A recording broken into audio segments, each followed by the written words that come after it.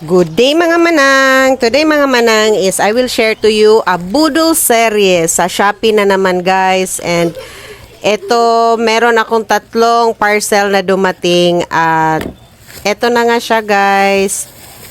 Ito yung first, ito yung anong pangalan na to, parang hammer ng meat. Meat hammer or tenderizing pokpok for meat. Tapos guys, etong pangalawa is gamit talaga to sa akin kasi nagva-vlog tayo. So, marami na kasi akong ganito guys pero iba't ibang style. So, ang iba na, naguba na siya.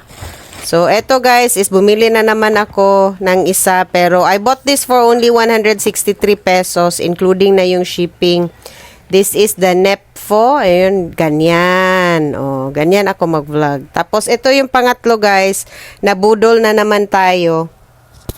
Yan is para clean or para ano ng CR. Kuskus ng CR sa mga toilet bowl natin. And ito is yung laundry beads. Tapos, ito is sealer. Sealer sa mga pagkain natin, guys. Yung mga pag hindi natin naubos, yun ang gagamitin natin para ma-seal pa siya ng maibalik pa yung sealed niya.